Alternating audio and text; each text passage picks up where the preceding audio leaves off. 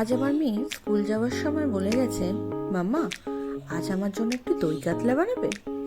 হঠাৎ করে মেয়ের মুখে মাছ খাবার ইচ্ছে শুনে ভাবলাম বানিয়ে ফেলি, তবু তো মাছ খাবে। আসলে ও একদমই মাছ খেতে চায় না, তাই ওর জন্য আজ বানাচ্ছি দই কাতলা। কিন্তু হ্যাঁ, আমি কিন্তু বিয়ে বাড়ির স্টাইলে বানাতে পারবো না, আমি আমার মতন করে বানাবো, আর আমার মেয়ে সেটা তৃপ্তি করে খাবে। তোমরাও পারলে একবার বাড়িতে বানিয়ে দেখো। আমি প্রথম গ্যাসে কড়াইটা বসালাম এবং তাতে একটু সর্ষের তেল দিলাম। তেলটা বেশ একটু ধোঁয়া ওড়া গরম হয়ে আসতে তারপর এক এক করে নুন হলুদ মাখানো মাছগুলোকে ওর মধ্যে ছেড়ে দিলাম।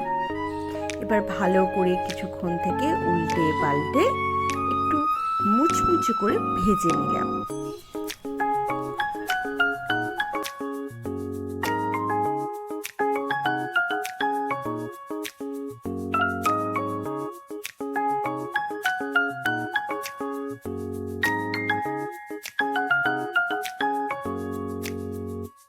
মাছগুলো উল্টে পাল্টে প্রায় ভাজা হয়েই আসছে।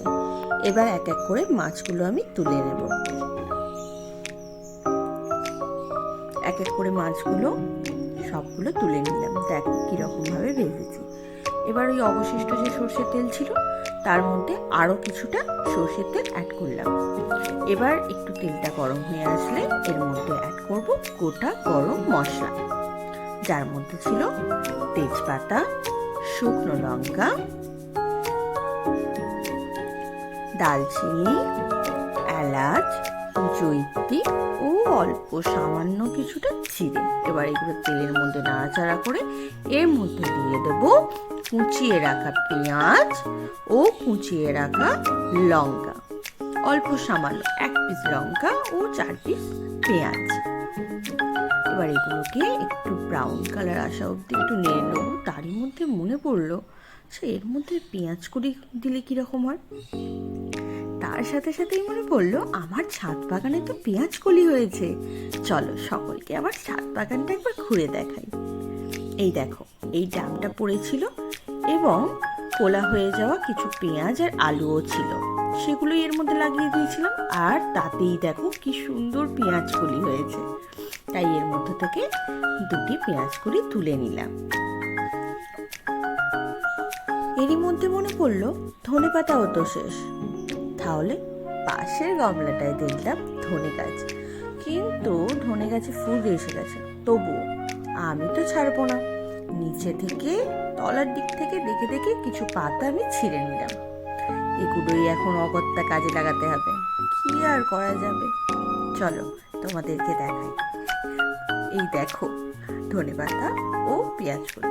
এবার ওই পেঁয়াজ ভাজার মধ্যে দিয়ে দিলাম অল্প সামান্য চিনি, কারণ ওটা আরো সুন্দর একটা ফ্লেভার আসে আর কালারটাও দারুণ আসে। এরপর দিলাম 1.5 চামচ মতো আদা ও রসুন বাটা। এবার দিয়ে দিলাম কেটে রাখা টমেটো আর ওই আমার ছাদ বাগানের 2টো পেঁয়াজ কলি ছোট ছোট করে কুচিয়ে ওর মধ্যে দিয়ে এবার এগুলোকে ভালো করে নেড়ে চেড়ে নরম করে নেবো। টমেটো তো সহজে নরম হবে না, তার মধ্যে দিলাম অল্প সামান্য লবণ। এবার এটাকে নেড়ে চেড়ে টমেটোগুলো গলে আসলে তার মধ্যে দিলাম অল্প সামান্য হলুদ গুঁড়ো এবং রেড চিলি, যেটা শুধুই মাত্র কালার আসার জন্য, এবং দিলাম একটু উষ্ণ জল।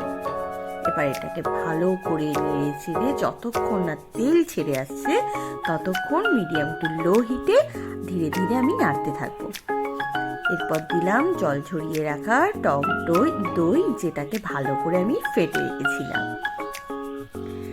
এবার এটাকে ভালো করে নাড়াচাড়া করতে করতেই দেখো কি সুন্দর তেল ছেড়ে আসছে। আবার কিছুটা দিলাম গরম উষ্ণ জল। এবার একে ঢাকনা দিয়ে কিছুক্ষণের জন্য ফুটতে দেব।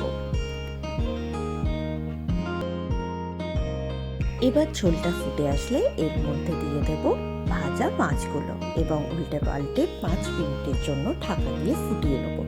তারপর নামিয়ে ওপর থেকে ধনেপাতা ছড়িয়ে গরম গরম ভাতের সাথে সার্ভ করো। আর হ্যাঁ, বাড়িতে বানিয়ে খেও আর আমাকে অবশ্যই কমেন্টে জানিও রেসিপিটা কেমন হয়েছে। Tata, by.